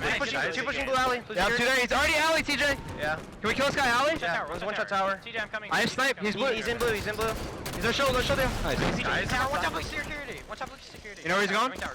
Yeah, Stay up. He went into We have all tower. weapons. Stay up. My Front blue ninja. Watch out. TJ, I gotta get out. They're tower. No, I have a 4-volt sniper. I can run away. TJ. Yeah, 2 there. Okay, come on, stay up. Stay up. Two tower. 1 cat. Live. 1 cat, 2 tower. 1 cat, 2 tower. Everybody live. Yeah. I only have a 3-bullet Alright, sniper. Snipe's gonna be up though. Someone get in the red. Someone get in the red. Watch out tower. Watch out catwalk. There's 2 towers. He's here. Weak front. I got him. Nice. PJ. Watch out pit. Penguin. Watch out front pit, guys. Keep on the watching. box. I'm looking. Dead. Penguin dead. Watch me. I need your cat, Brad. I need your cat. Stay alive. He's here. He's here at bridge. Stay alive. Red bridge. I wasted ammo. I'm good. Be hard death. Yeah, red window, ninja. Absolutely. No shield gonna go nest. Yeah. He's in nest. Ninja still 1 shot. Yeah, the security, red security got me. He's here red too. He's gonna come in. Oh, Nice. Brad, come red with that. We still have snipe. We still have Catwalk. We still have rockets and In pit. New rockets up in 30. They set up in red. Guys. Someone make sure you're sitting red and I'll have rockets. I can just come in. You're red plat. Red flat weak. Stay alive. I died. He's 1 shot red plat. Keep watching death cam, dude. I am. I'm gonna die, guys. Outside red or something. Still red plat. Still 1 red plat. He's here. He's gonna rush me. SMG. I'm dead. Red SMG. Or blue, sorry. He's somewhere red SMG. New rockets in 10, guys. New rockets in 10. Nice, Matthew. Matt still has 1 rocket. There was 1 red SMG. And this guy's top cat. Let's get set up for these rockets. Mid-range. Snipers down turbine. There's rockets coming. Mid-range, no shield. No shield pit. 2 pit. Double 1. No shield pit. Penguin, we can pit. Dead. He's gonna die. Watch out. He's blue curved. Blue Get that sneaky. sniper in turbine. I got it. Get that sniper in turbine. Yeah, shotgun. Yo, he has all weapons. Yo, calm down. We got him. Watch out pit, ninja. Alright, blue 2 after that. 2 blue 2. All weapons are down. Last Blue guy's snipe. pit. He has rock snipe. Go upstairs. I hit him twice. I'm twice. 3 outside blue. I guess. Alright, they have all weapons. Be careful. Yeah, he's blue 2. 3 of them. I hit him with nades. Yeah. Blue door. I got penguin. I'm outside right. Blue alley. Turbine. All weapons alley. Shot 1 rocket. And there you heard it from the guys over on CLG. An excellent communication from those guys. And you saw Snakebite go on a killing frenzy. And you heard him at one point saying, calm down, guys, calm down. We're getting a little too crazy with our call-outs. So definitely just keeping it calm and keeping it collected. But now Ninja does have the power weapons. He's going to be able to pick up a kill on Frosty, and that sniper rifle will fall. You're going to see those players from CLG try to make a push over there, but you've got Victory X now with sniper in hand. I mean, this is the turning point coming for C9. They really have to step it up. They've lost complete momentum in this series. They won the first 2 games. They had an opportunity to go up 3-0 in the series, and you could just hear the communication coming out from CLG being super positive. Nice job, Matthew. Good job, TJ, on the ground pound. All of these things just, positive reinforcement over and over again. If you're down 3-0 in this series, you're not saying those same type of things. You're just thinking about what you need to do individually to try to, bring your team back into the game and not really thinking about the team as a whole. So I do think that C9 missed this opportunity. If they want to, wipe the slate clean, it has to come right now in the sniper, in the hands of Victory X. Definitely, and he's just hanging out outside, trying to make a rotation over with Ninja as well. That next sniper rifle is going to be coming up, but that's 2 players down for C9. So Victory X is going to have to pull back here and not put too much pressure. But now he's got players spawning from behind him as well, trying to stay alive. He doesn't have any teammates nearby. He's got to pull a clutch snipe. He's not able to do so. That sniper rifle will fall. Let's move over to Snakebite. Rockets are up as well. He's got rockets. He's going to pick up a kill on Ninja. Going for the double kill, is not able to do so. Royal 2 with the sniper now. Let's see if he's going to be able to pick up any kills here. Yeah, I mean, Royal 2 and Snakebite so strong on this Eden. This game getting a little bit out of hand for C9. And, I got to say, CLG just plays this one flawlessly because they're so open to just making adjustments and charges over to red. They just rotate around the map. You heard it in the listen-in when they were, getting collapsed on. They say, come to tower, rotate this way, go to red. I don't think this, if we were to do a listen-in coming from the side of C9, it'd probably be a little bit more hectic, not knowing where the players coming out from CLG were, and you could just see that coming from Victory X. He was a little bit worried with the sniper, never able to just lock it down like Frosty is right now. Well, taking a look at the power weapon kills, again, we've got CLG with 13 power weapon kills. Over on the other side, C9 with only 6. So like we said earlier, CLG, they are just always making so many clutch plays with power weapons and actually putting them to very good use. And it's 48-30 right now. We could potentially see a stake here, which would be 50-30. CLG still, at this point, that's the game. It's going to be very difficult. 49-30, that would be one of the greatest comebacks we've ever seen. But look at this, CLG is going to close this out. Charge. Once down 2-0, now up 3-2. CLG, this is them. They don't back down, they don't give up, and they sure are now warmed up. You can't afford to make any mistakes, and that was one of the keys to victory coming from CLG. We saw the very first one that you need to, punish C9 for their mistakes, and just that really small miscommunication in the basement over there on Red Strongholds now results into just CLG going full beast mode. Snakebite, 21-8, killing Frenzy that game. Very rarely do you see a killing frenzy coming out when these teams are the best teams in North America. How many times have we seen Snakebite drop that sniper throughout the Pro League season for Royal 2? This time, he must have been feeling it because he did not drop that for Royal 2. He was going hammer bammer with that sniper. Yeah, Snakebite, in my opinion, I think that he is the best player in the league because I'm looking at the overall thing. I'm not just looking about what your screen looks like. I'm thinking about your attitude. I'm thinking about what you're bringing to the table when it comes to the objective, the leadership, things like that. Snakebite is the glue of this team. In my opinion, again, I think that he is the best player here in the HCS Pro League and is trying to prove it here. And again, look at Ninja, for example. Ninja, up there with the individual skilled players as well. He needs to step it up, just like we saw him in that Rig Slayer. He needs to be the one, that sits there and in-game brings the momentum. It's up to Victory X and Commonly and their coach Symbolic to just kind of rally everything together. They haven't been able to stop CLG's just continuous momentum. Empire Strongholds, again, one of those very fast game types. However, I think that C9, I think that they're very strong at this game type. I know that they have a very well-coordinated push. I know that they have a really good take-back strategy, and they're also really strong when it comes to holding setups. Take a look at the top player stats here from the season. You've got Hook, 0-8 Ridiculous. KDA. I mean, that's absolutely ridiculous. But to note here, CLG, you've got Royal 2 Frosty in 2nd and 3rd, and then 7th and 8th, Lethal and Snakebite. So the only team to have 4 players in the top 8 when it comes to KDA. I mean, that's so rare. That's a stacked team. Well, that's so rare just throughout even Halo history. I mean, I go back and I look at throughout the years competing in Halo 1, Halo 2, Halo 3, Halo Reach, MCC, you know, even in Halo 5, never did I see, I believe, 4 players, you know, inside that top 8 fantasy stats. I know fantasy stats a little bit, you know, late when it came to Halo 1 and Halo 2 and things like that, but it's just so impressive because of the fact that Snakebite, for example, the dirty player, almost like the commonly, you know, 4C9, going in there, getting the objective done, doing the things that maybe necessarily other players don't want to do because they're too focused on slaying, for example, and maintaining map control. So just such impressive overall performances coming out from the side of CLG. Again, C9, who's going to be the person to step up and try to take these guys down? All right, there you see the map vetoes at the bottom of your screen there. CLG banned Plaza, and they banned that about 26% of the time.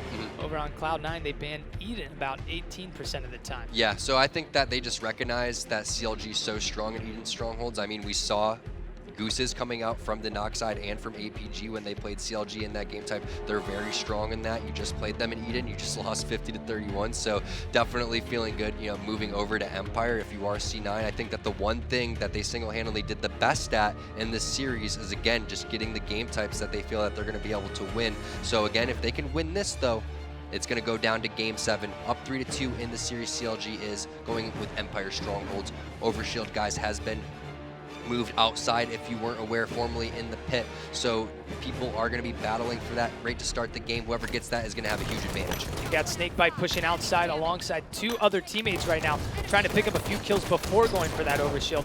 So definitely able to acquire it right there. You saw Frosty swoop in as they back the players on C9 down, but you'll see Frosty fall, but they'll go for a trade there. 2 down for C9, 1 down for CLG. That's going to give them a little bit of an advantage. If Snakebite could have picked up that kill, he'll go down. And the bottom middle stronghold in the pit is the most important stronghold to capture throughout the entire game. Right. You already see CLG capturing that right off the rip. Now, Empire Strongholds is a fast game type. I mean, within seconds, you're in a battle off of spawn. You don't see too much slow, passive gameplay here on Empire. It's constant pushing, constant moving.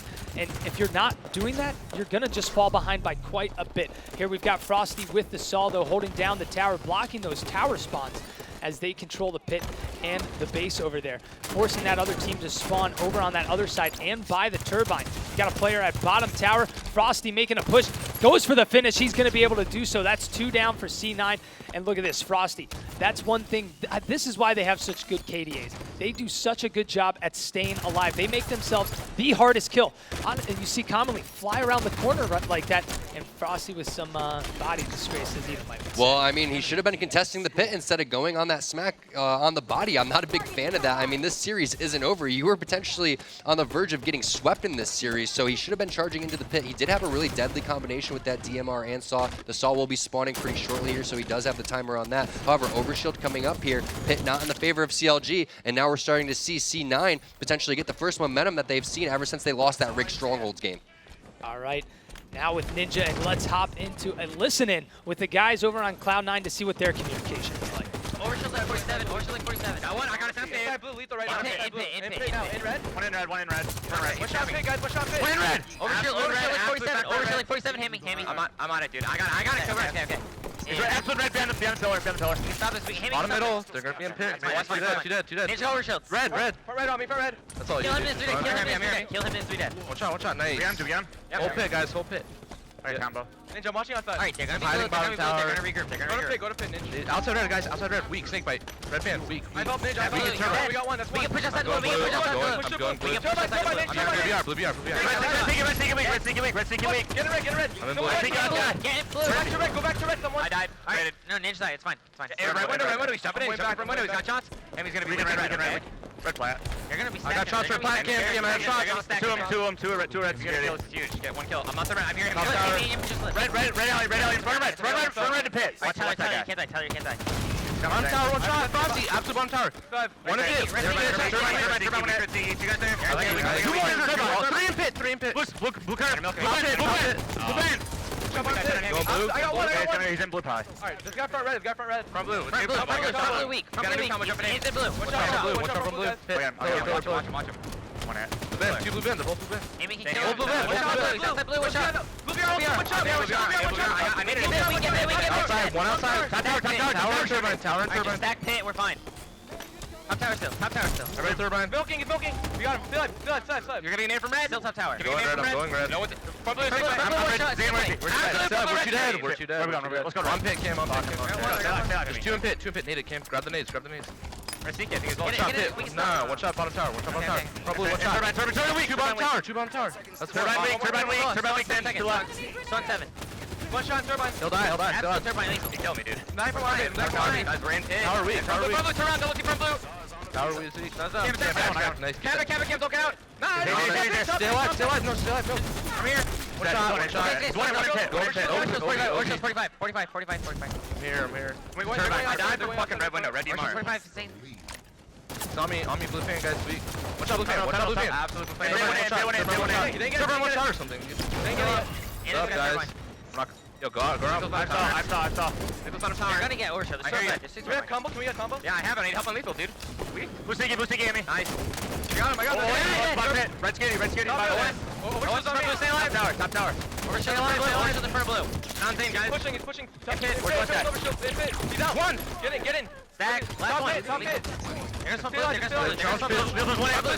Front blue's weak. One shot from blue. Dead. Two dead. Go for red. I'll get red. Second blue. There's two dead still. Too fresh. Alright, nice. I'll go spawn. Amy just live. I'm in red with him. We're double capping this. They're Blue gonna... plasma's weak. Front blue, guys. Front blue. Win blue flag. I'm going outside. I got one. One dead. Blue BR. Blue BR. Watch out, Blue BR. Go blue. One shot blue. Roll two. And I hear it. In top tower. Watch out on blue window. Top tower. I got him. I'm in blue. Top tower. Frosty. Can we stop? Two in red. No one in red. Get blue. Red tower. We're good. We got red. I'm going outside. Dude, he killed me. He's on me. Red plat's one. Frosty's weak on me. He's going for... No, he's from blue. One shot for security. We gotta push. Outside red weak. Stay alive. Nice kill. Getting on red. Blue alley's still blue. And blue. I'm on red. Guys, don't worry. We're capping. Don't overextend. Amy, On red BR. right there. In blue, shooting you, Amy. I know. BR kill me. We're two dead. Okay, Two there, Cam. One shot. Overshield's a 10. I mean, You're right, shield's a 10. Shield's a 10. Nice kill. No one blue. No one blue. Hit. Red. Red. Get in the front of blue. Get in there, Inch. Dude, I couldn't. I never got my shield back. There's two there, Hemi. Okay. Red court. Absolute pit. Absolute pit. Dead. Get three. Watch out, red security. Watch the 45. Go blue. They have saw. Like 43. Oh, it's like 43. I'm in blue. Saw's got me bumped. He's in pit coming from blue saw. Overshield like 43. All pit. I needed fit, man. Alright, Cap blue. after cap blue. Needs cap blue, yeah. Watch out for blue. Let's go. Big kill. They're gonna go for the reset. They're gonna get overshield and go blue. They're gonna get overshield and blue. They're gonna push blue with overshield. Already outside lethal. Alright, stop, guys. We have a little bit of time. We have plenty of time. OS is up. OS is still up. OS is still up. Yeah, you can hear the overshield call out coming out from the C9 squad. And I gotta say, they did a really great job of holding that pit, but Frosty being a nuisance over there at that blue alley when he was fighting commonly was pretty big, getting that kill on him. So, you know, CLG looking really, really strong at the end of this game. However, C9 has been back and forth, and again, I think that they're really strong in this game type. The last thing that you want to do, though, is give up a triple cap here towards the end. It looks like that's what they're going to be able to do. Snakebites over there pushing with Royal 2. Victory X getting a kill onto Frosty over on the other side of the map. Looks like C9 trying to go for a little sneaky pit action here. Royal 2's on top of it. They're not going to be able to do that when you don't have the numbers at the same time. So let's see what happens over here in the pit. Nice reset here. So CLG looking really, really strong here. Only 20 points away from winning this game. Yeah, CLG, if they win this game, they take the series and move in further to the winner's bracket. If Cloud9 loses, they move down to the loser's bracket. This is a double elimination tournament. Cloud9 was up 2-0 in the series, and CLG reversing that entire series right now, up 3-2. Now with the triple cap, 89-62, now 90-62. Counter Logic Gaming looking to close this out in almost a reverse sweep fashion. That's 2 down for C9 right now. Not looking good for them. They need to get a cap here, and they need to get a cap quick. CLG just not allowing them to do so, just picking up kill after kill. Look at the kill fleet on the left. You just see C9 player after C9 player dying. CLG is just, they've got the advantage every single time. Now 2-2. Royal 2 trying to stay alive, still able to do so. That's two down again, and CLG does it. They take down Cloud9 to win the series. Such impressive performance towards the end of the game. Again, I look back at that fight commonly had on Frosty, sorry about that, over there towards the alley. So if he was able to lock that down, they had the triple cap in their favor. Once he died, that opened up the rest of the map. They were able to get the side bases. They were able to get the pit. You can see C9, their faces, they're a little upset. They lost a really great opportunity. That was the first time I think that we've seen since, E6 and Envy putting up a really good fight, the other two teams against CLG. That was the first time we've seen C9 do so well. Definitely hats off to those guys coming out strong. Taking a look over at the stats, 10 strongholds captured for Snakebite. That's what I'm talking about. The guy does the dirty work. He does the objective when no one expects it. And the most kills. And 22 kills, 15 deaths. So that's just absolutely insane when your guy that's going for the objective also has the most kills in the game. Yeah, I mean, just Snakebite definitely is not messing around right now. They started off slow. Snakebite realized he had to step it up, and it's almost like the tides and places turned for CLG. Yeah. You had Snakebite as the main sniper for their squad, and there you see those guys just super focused. Snakebite doesn't even break a smile. He's just, that's why I keep calling him the Stone Cold Killer, man. Yeah. I mean, he is just locked in. He just focuses on winning. And you said it before, you believe he's the best player on that team. I do. I'm going to have to agree with you there, because behind the scenes, he's doing so much. Yes. Lethal has mentioned that he contributes to Snakebite, helping their team get better, because he's the guy kind of leading the charge after scrimmages, going over strategies, going over theater, even before going over game type, or before the scrimmage, they're going over game types and theaters. So Snakebite is kind of just, he's that leader of the squad, and you got to give it to him. He showed up. He turned up here after game 2, and yeah, we're actually going to be passing it down though to Dan Gaskin with an interview. Thank you very much. Yeah, I'm here with Snakebite, who's just had an incredible performance, actually. But it wasn't looking too great after those first 2 games. Let's just get an insight into your head. I mean, you're 2-0 down, going into that rig stronghold. What do you say to your teammates? We just need to start being hard deaths, get our kills. It's been a while since we played in a tournament, so I feel like just not completely into it. We didn't get that great of a warm-up in either, trying to figure everything out with the headphones and whatnot. Just really going into Game 3 was a must-win for us, and it was on a game type that we're not known for being strong on either. Just need to start getting our kills and really start working together. Okay, so next up we've got Enigma 6 versus Envy. Obviously, you guys did have a loss throughout Pro League against Enigma 6. Are you thinking you'll probably play them in the next round, or do you think Envy might have something to say about that? It's a 50-50. If you look at both their series in Pro League, they actually went to Game 5, I believe, both times. And Envy's really known for being good on LAN, and E6, definitely an absolutely great team, but they don't have as much experience, so I really think it's a 50-50. Okay, and do you have a message for either of those teams going into the next round? No, just play Halo. Just play Halo. Well, you heard it from him. Those guys just need to play some Halo. Let's head down to Bravo and the boys at the desk and see what they have to say about that series. Thanks, Dan. Quite a performance from Snakebite there, indeed. We're going to cover that match in just a bit, but Sims, I believe an update from the relegation floor. We want to get that as well. Yeah, we've been sat there, did a bit of Facebook Live earlier on, and honestly, those matches were quite intense. One thing I have to say is 2 players that really shone out across both series. Definitely Spark the Dog. The noise that was coming from that gentleman. I mean, Liquid, Forward, and it was quite a convincing victory across the board and Elevate. It was rather quiet. There wasn't a great deal of stuff going on. The heads were kind of down. There was a fair bit of trash talk coming. All nice. Everyone was still nice about it, but they were very loud. They were very proud, and they were pumped. And Spartan was just going in. At one point, I turned the camera because I thought there was an overkill coming. One guy just hid on Truth, but it was so close to an overkill. So just to kind of give you guys an update on the bracket now, you can see there, Liquid will advance in the winners, and that's also below Denial taking down Optic Gaming. Now, that final game, it ended up 4-2, but it came very, very close to the wire. It was a Strongholds on Empire, and honestly, it was just back and forth. Oh, sorry, excuse me, it was a Strongholds on Eden. It was very back and forth, and at one point, it was 86-86. And 2 times in a row, and I was really surprised. It's very, very rare. Once you get a triple cap, you see instantly the team that's got it get answered back. Yeah. Now, we saw Denial get the triple, and Optic within a second answered back with a double. It's like, what? They pretty much all dive-bombed into pit, but they got both the outside bases, but within just a split second again, maybe 5 to 10 seconds again, Denial were back on the triple cap, and that pretty much put the nail in the coffin, sealed the deal. And as you can see by the bracket, guys, Elevate and Optic will drop down to face one another in the losers.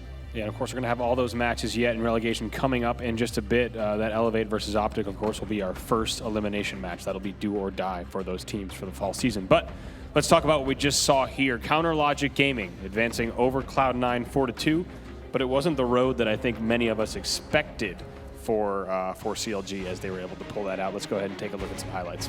And that was amazing. Just to think that they were up 2-0 in the series. I mean, it shows that CLG is a team that can be beaten. And that game number 3, could you imagine if they had actually come out and taken a 3-0 lead over CLG? That Stronghold's Rig game was intensely close. So Cloud9 proving that they came here to play this weekend and falling just barely short to clearly the best team in the league. And that right there was actually when we saw that sliding play from Snakebite in that game 3. We'll walk through the games in just a bit. We'll continue talking through these highlights right here. This was your game. Let's see, this was, I believe, a game number 4 here. Yes, indeed. And this was, I mean, really you had that victory counter cap on True CTF, but of course CLG able to close it out in the end. And, you know, for here you have your Eden Slayer. And we were talking about, I mean, Snakebite stats in that match were wild, but Empire Strongholds would be the deciding one there in that game number 6. But, you know, as I look at that series layout, you know, as we saw everything, I got to talk about, you know, game number 1. I mean, wow. First flagpole, I mean, I got to say, first real flagpole didn't come till 7:40 in the match, which is very late when you're watching CLG, a team with an 88% win percentage. They're 15-2 in capture the flag. To see a flagpole not until 7:40, that was really a sign of things to come there. You know, C9 actually stole that first flag cap, and they ended up even outslaying their opponents, 81-78. They had more power weapon pickups. They had more power up pickups, more power weapon kills. They actually out-power weapon killed them 6-1. So, I mean, they controlled the board in every way. And game 2 actually wasn't too different. You know, if you look at, you know, CLG feels like they were uncomfortable playing from behind, right? On the Rig Slayer, the whole time CLG was down. And, you know, if you look at them, they're not used to that. I mean, the one thing I've got to mention is even that game number 3, 100-91, it's a close scoreline. It's not as if it's a beating as such. And they put up a really good fight and kind of it all came down to the wire. Even on that one, I mean, what year is it when we see C9 going 2-0 up on CLG? You mentioned it earlier on. There's a crack in the armor, and they've kind of shown it to some of these other teams. I completely agree. I mean, in that end of the Rig Strongholds game, it looked like Cloud9 was actually going to be able to do it. And I think it was Snakebite himself that flew in and had an amazing reset on the hill, buying just enough time. I mean, and the nest was then captured after basement, and Cloud9 was literally milliseconds away from killing that player and then potentially getting a reset, which would have completely changed the series. Oh, it would have. I mean, for C9 to have the energy like that from, you know, going up 3-0 in that series would be wild indeed. And I also got to mention that, keep in mind, CLG winning the Rig Strongholds is big because that is the game type that they have the worst record on. If I actually take a look, their Strongholds win percentage right there, like we said, was 42%. On that game type, and it's actually what tanked their overall Strongholds percentage down to 70, when the rest of their game type win percentages are more around 88% and 90. Right, and so when you say down to 70%, like still so good. Exactly. So they right there, CLG, of course, is going to be the team that is able to close out that match there. The final score being 4-2. Up next on the stage, though, you just saw them getting ready. It's going to be Team Envious and Enigma 6. Any quick predictions here for this series, gentlemen? This is a harder one. I mean, for me, E6 is looking really, really strong, but there's just something about Envy. There's just something about throwing Mikuin and Pistola up onto a main stage and just kind of letting the fireworks go off and the magic happen. This is kind of the one where I don't want to make a prediction. I suppose if we have to, I'd probably say maybe a 4-2 in favor of Enigma 6 because they're looking good, and it's still in the back of my mind taking a match off CLG. It's still there, and there's still definitely something about them. I mean, you've got Hook, Boobadooboo, who've been like an amazing duo this entire season. And we talked about CLG having 4 of the best 5 players in the game. Well, number 5 there, and it's hard to argue anyone else besides Hook. The kid's just amazing. We've seen him do phenomenal things all season long. And then, of course, Kratos had an incredible series, especially when they went up against Counter Logic Gaming. Some of the snipes he was hitting and the leadership role that he plays on his team, like, absolutely sets them above, I think, the 3rd and 4th seeds. That's right. We got one thing is for sure, I think it's going to be a fantastic matchup. Either of these two teams could end up being in the finals, or even taking this tournament. So make sure to let us know what you think as well at home using hashtag HCS on Twitter. Let us know what your thoughts are for this tournament, as well as all the things that are coming up next. Of course, relegation matches are coming up on the way in just a bit. So don't go anywhere. We'll have more Halo action coming at you soon.